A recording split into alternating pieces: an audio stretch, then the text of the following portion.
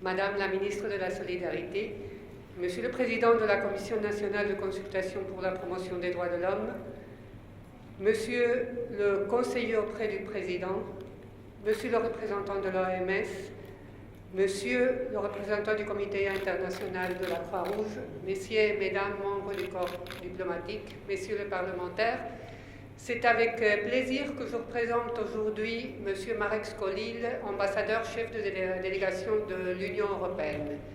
L'environnement a été toujours l'un des piliers pour l'Union européenne. Et au point que ce n'est pas une politique que nous voulons développer au niveau de l'Union, mais que nous voulons éteindre au reste du monde.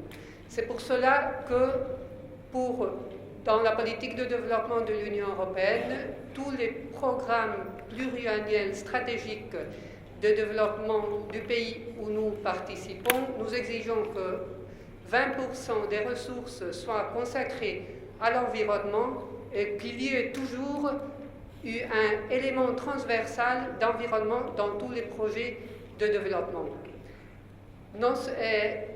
Cette activité de développement et de changement climatique nous est particulièrement chère dans les pays du voisinage.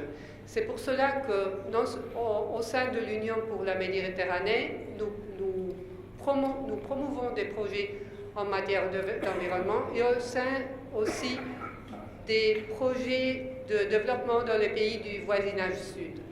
Ces projets se concentrent dans la limitation des émissions, dans la promotion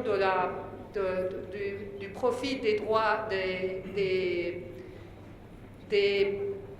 ressources hydriques, notamment dans les zones désertiques, à travers le projet Wadi Smart, et aussi dans le profit des déchets.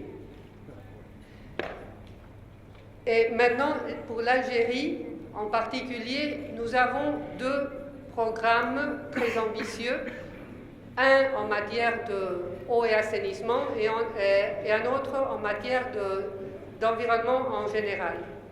Le programme en matière d'eau, ce sont les seuls projets, je dois dire, où l'Union européenne apporte un appui budgétaire à l'Algérie.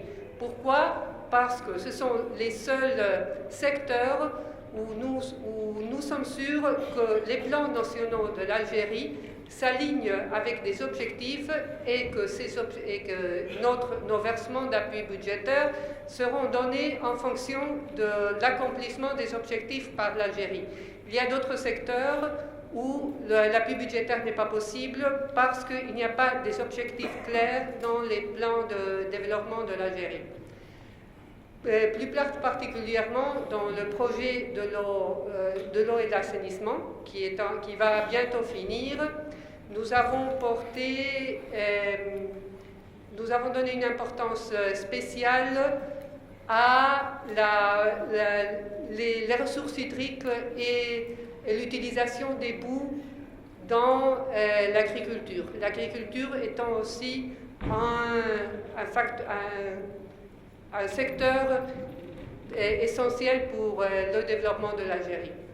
Le projet pour l'environnement vient de commencer, mais on compte pouvoir accomplir tous les objectifs d'ici 4 ans.